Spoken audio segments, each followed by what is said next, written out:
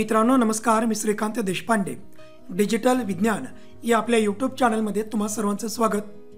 मित्रांनो, आजच्या या व्हिडिओमध्ये आपण पुनर्रचित सेतू अभ्यासक्रम 2022-23 या अंतर्गत इयत्ता 10वी विज्ञान आणि तंत्रज्ञान भाग 2 या विषयातील उत्तर चाचणी याविषयी आपण माहिती मिळवणार आहोत. मित्रांनो, बऱ्याच विद्यालयांमध्ये शाळांमध्ये ही उत्तर चाचणी घेतली असेलच.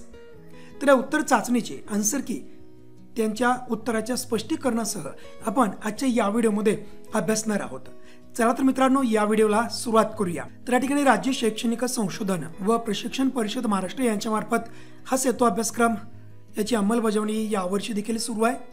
आणि सेतू अभ्यासक्रमामधील ही उत्तर चाचणी या अगोदर आपण पूर्व चाचणी दिलेली होती. त्याची देखील आन्सर की तुम्हाला या व्हिडिओच्या डिस्क्रिप्शन बॉक्समध्ये मिळेलच.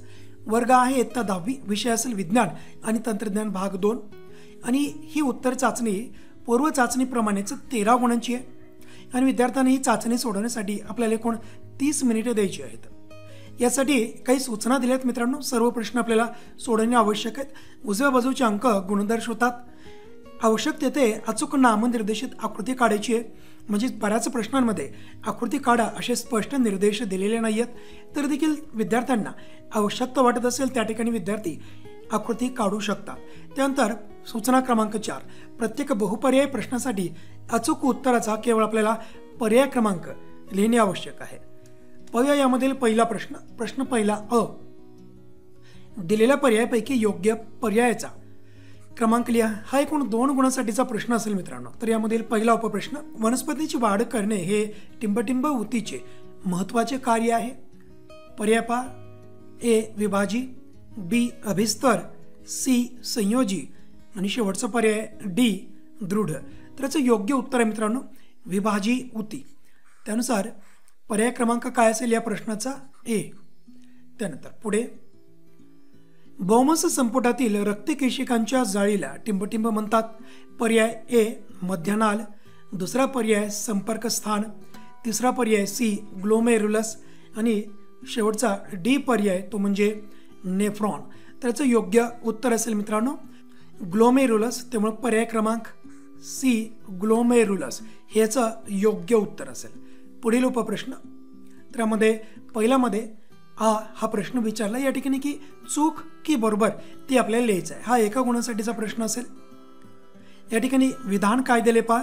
एकसंकर पद्धतीत दुसऱ्या संतानीय पिढीतील स्वरूपविधा गुणोत्तर हे 9:3, 3:3, 3:1 असे असते. तर हे विधान पूर्णपणे चूक आहे मित्रांनो. हे जे दिलेलं गुणोत्तर आहे हे जणूक विधा गुणोत्तर आहे. त्यामुळे हे विधान पूर्णपणे चूक असेल. पुढे जाऊया. प्रश्न क्रमांक 2, खालील प्रश्न सोडवा. कोणताही एक प्रश्न सोडवायचा.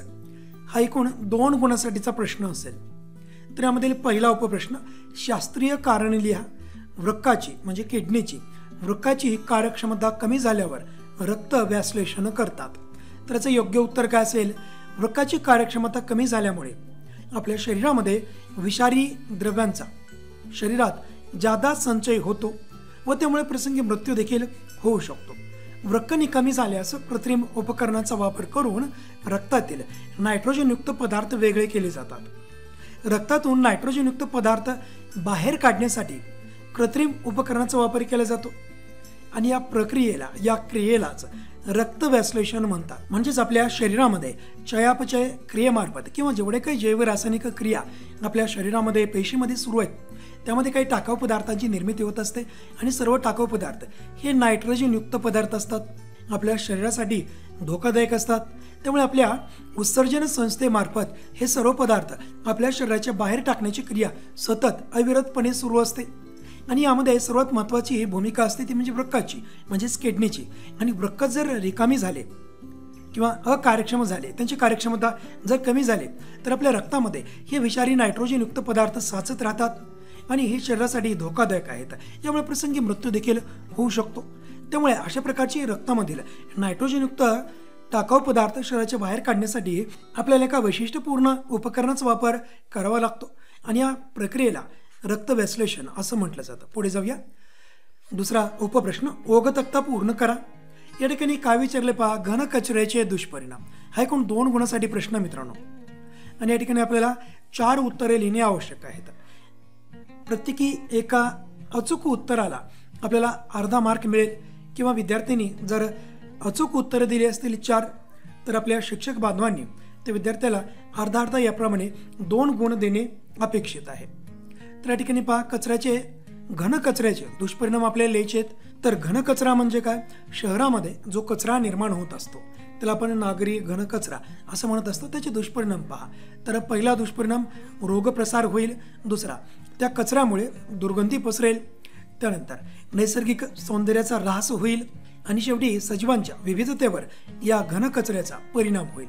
त्यानंतर उपप्रश्न क्रमांक 3, आकृतीत दाखवलेली विकृती ओळखून नाव लिहा व या विकृतीचे वैशिष्ट्य लिहा. तर या ठिकाणी आकृतीमध्ये तुम्ही पाहतात या छोट्या बालकाचं चित्र दिलेलं आहे. तर या चित्रावरून आपल्याला बालकाला झालेली विकृती ओळखायची आहे, त्याचं नाव लिहायचं आहे. तर या विकृतीचे नाव आहे मित्रांनो डाऊन्स सिंड्रोम किंवा मंगोलिकता. पुढे आपल्याला या विकृतीचे वैशिष्ट्य लिहायला सांगितलेले आहेत. आता या विकृतीमध्ये गुणसूत्र रचनेमध्ये एकूण 47 गुणसूत्रे दिसतात. सामान्यपणे निरोगी सर्वसामान्य मानवी पेशीमध्ये एकूण 46 गुणसूत्र असतात किंवा 23 गुणसूत्रांच्या जोड्या असतात. परंतु या प्रकारच्या गुणसूत्र रचनेमध्ये त्या व्यक्तीच्या शरीरामध्ये एकूण 47 गुणसूत्रे दिसतात. म्हणजे एक गुणसूत्र हे अधिकचे. आता हे अधिकचे एक गुणसूत्र नेमकं कितव्या क्रमांकाच्या गुणसूत्राच्या जोडीमध्ये आढळतं हे पुढे पाहूया आपण.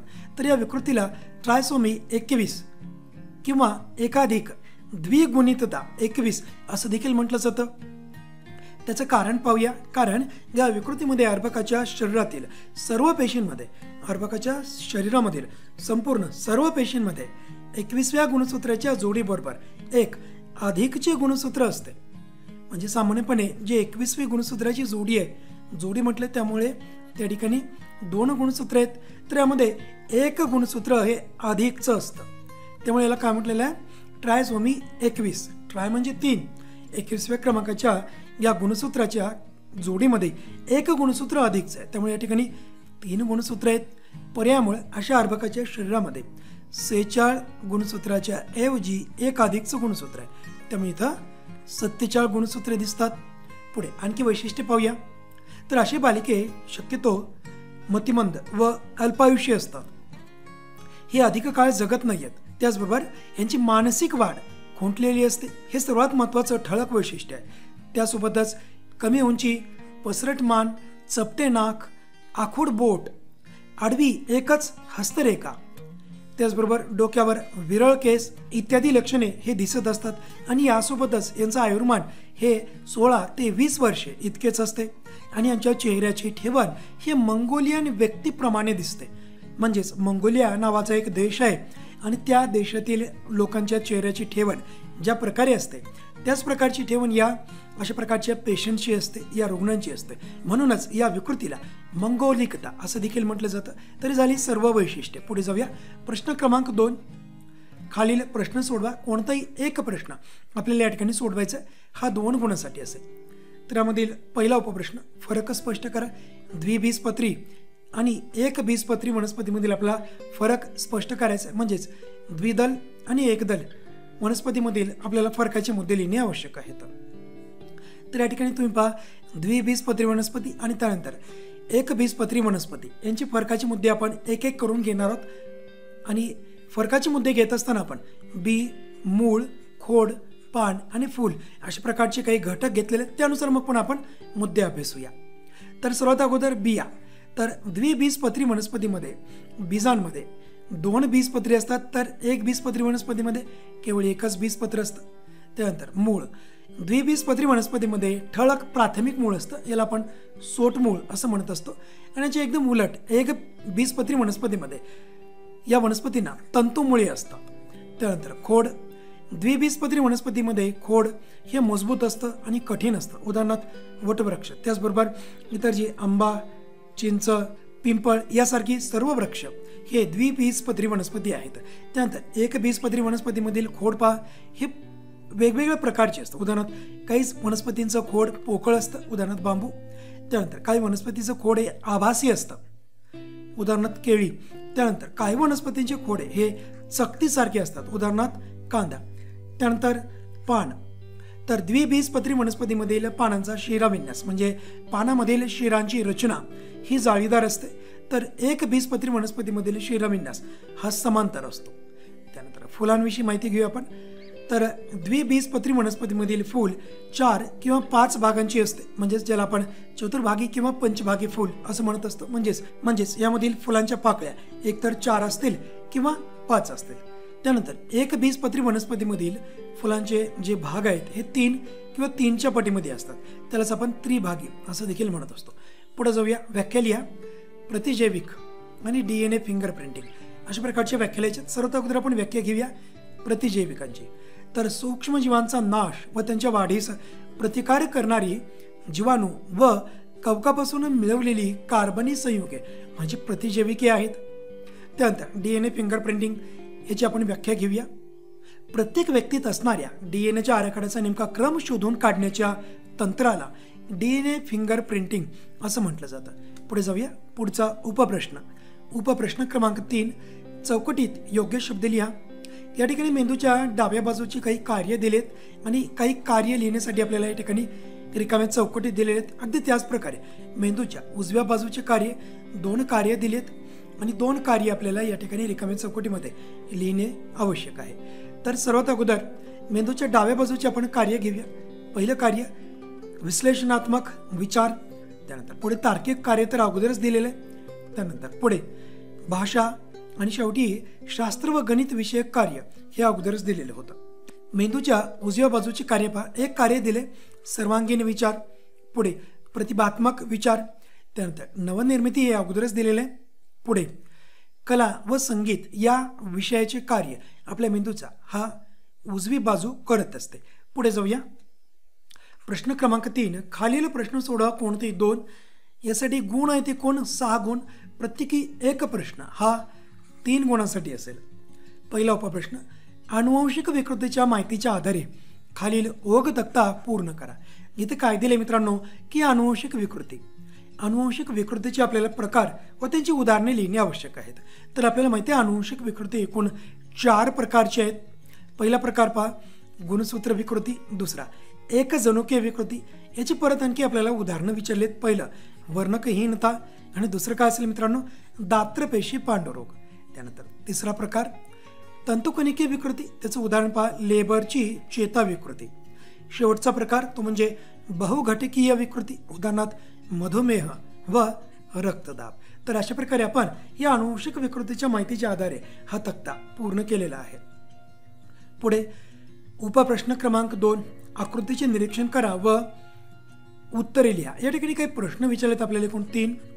तर या 3ही प्रश्नांची उत्तरे आपल्याला या प्रतिक्षिप्त क्रियेसंदर्भात जी आकृती आहे त्या आकृतीवर आधारित हे प्रश्न विचारलेले त्याची उत्तर आपल्याला द्यायची आहेत.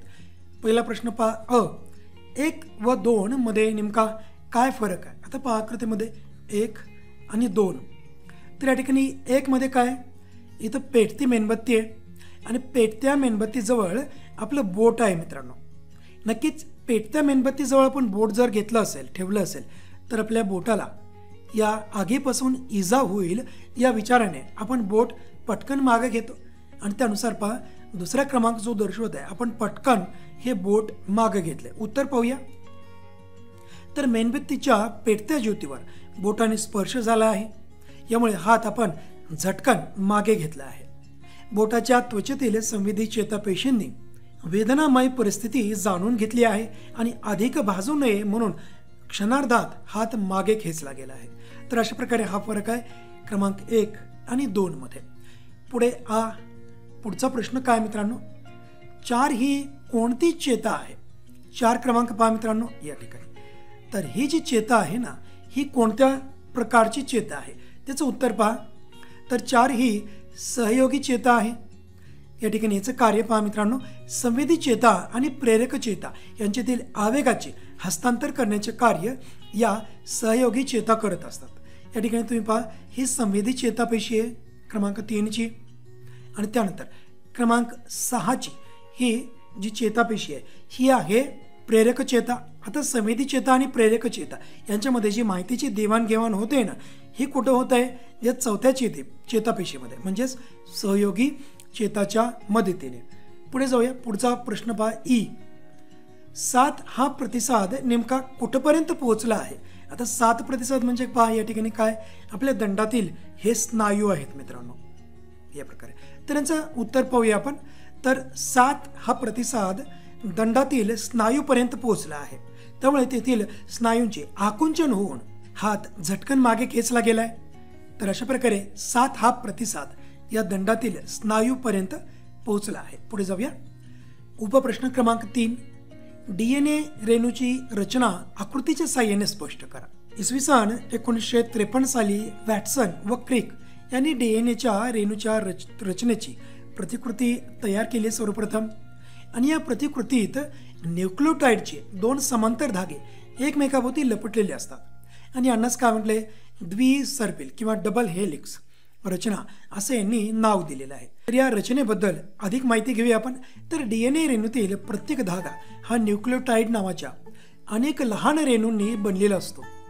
मग यामध्ये नायट्रोजनयुक्त पदार्थ ॲडेनिन, ग्वानिन, सायटोसिन व थायमिन अशा 4 प्रकारची हे नायट्रोजनयुक्त पदार्थ असतात. आता यापैकी ॲडेनिन व ग्वानिन यांना एकत्रितपणे प्युरिन्स असं म्हटलं जातं.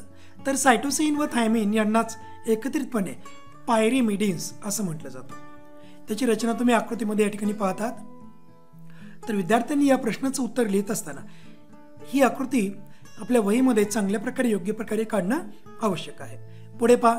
न्यूक्लियोटाइडच्या रचनेत शर्करेच्या एका रेणूला एक नायट्रोजनयुक्त पदार्थाचा रेणू व एक फॉस्फरिक आम्लाचा रेणू जोडलेला असतो.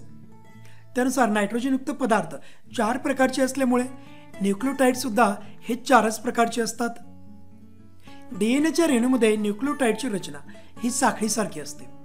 DNAचे 2 धागे म्हणजे शिडीच्या नमुन्यातील 2 खांब असतात. प्रत्येक खांब आळीपाळीने जोडलेल्या शर्करेचा रेणू व फॉस्फरिक आम्ल यांच्यापासून बनलेले असतात. शिडीची प्रत्येक पायरी म्हणजे हायड्रोजन बंधाने जोडलेले नायट्रोजनयुक्त पदार्थाची जोडी आहे. आता यामध्ये हे जे नायट्रोजनयुक्त पदार्थ आहेत हे एकमेकांना कशा प्रकारे या हायड्रोजनयुक्त बंधाने जोडलेत त्याविषयी थोडक्यात माहिती दिली. तर नेहमीच ॲडेनिनची जोडी थायमिन बरोबर व ग्वानिनची जोडी ही सायटोसिन बरोबर होत असते. तर ॲडेनिनची जोडी हे थायमिन बरोबर आणि हे ग्वानिनची जोडी सायटोसिन बरोबर होत असते. पुढे जाऊया. उपप्रश्न क्रमांक 4. हवामान अंदाज व आपत्ती व्यवस्थापन यांच्यातील सहसंबंध सोदाहरण म्हणजेच उदाहरणासह स्पष्ट करा. तर याचं एक उदाहरण घेऊया आपण. तर वेधशाळेत चालणाऱ्या संशोधनामुळे नजीकच्या भविष्यकाळात येणाऱ्या नैसर्गिक आपत्तींचे अंदाज बांधता येतात. ज्यावेळी मोठ्या स्वरूपाची नैसर्गिक आपत्ती येते तेव्हा जीवित आणि संपत्ती यांचे खूप मोठे नुकसान होते. गुरेढोरे मरण पावतात. लोकांची घरे कोसळून लोक बेघर होतात. यावर उपाय म्हणून आपत्ती येण्याच्या आधीच तेथील स्थानिक जनतेला तेथून सुरक्षित ठिकाणी हलवली जाते. त्याचं एक उदाहरण पाहूया मित्रांनो आपण. तर याचे एक उत्तम उदाहरण म्हणजेच 2013 साली फालिन हे चक्रवादळ ओडिशाच्या किनारपट्टीवर येणार असे भारतीय वेधशाळेने भाकीत केले होते. त्यानुसार 4 ऑक्टोबर 2013 या दिवशी थायलंडच्या जवळपास कमी दाबाचा पट्टा निर्माण झाल्याचे आपल्या शास्त्रज्ञांच्या लक्षात आले. हे चक्रीवादळ भारताच्या दिशेने सरकून ओडिशाच्या किनारपट्टीवर आपटेल याची खात्री झाल्यावर सरकारी यंत्रणांनी किनारपट्टीवर राहणाऱ्या साधारणपणे 5 लाख लोकांना पुढच्या 3 ते 4 दिवसात तिथून सुरक्षित ठिकाणी हलवले. खूप मोठ्या प्रमाणात जीवितहानी अशा प्रकारे आपल्या या व्यवस्थेने टाळता आली. आता सुद्धा वादळ, चक्रीवादळ, भूकंप अशा नैसर्गिक आपत्ती येणार असतील तर अगोदरच शासनाचा आपत्ती व्यवस्थापन विभाग जनतेला सतर्क करतो व त्यानुसार त्या ठिकाणी होणारी जीवितहानी व वित्तीय हानी ही टाळली जाते. तर अशा प्रकारे हवामान अंदाज व आपत्ती व्यवस्थापन यांच्यातील सहसंबंध हा नेहमी असतोच. तर मित्रांनो, अशा प्रकारे आजच्या या व्हिडिओमध्ये आपण इयत्ता 10वी विज्ञान भाग 2 या विषयातील पुनर्रचित सेतू अभ्यासक्रम 2022-23 यामधील उत्तर चाचणी याविषयी आपण माहिती घेतली आहे. त्यानंतर येणाऱ्या पुढील व्हिडिओमध्ये आपण उर्वरित इयत्तांच्या या उत्तर चाचणीची आपण माहिती घेणार आहोत. तर अशाच प्रकारचे वेगवेगळे विज्ञानविषयक व्हिडिओज व शैक्षणिक अपडेट जाणून घेण्यासाठी नक्कीच आपल्या डिजिटल विज्ञान या यूट्यूब चॅनलला सबस्क्राईब करा. धन्यवाद.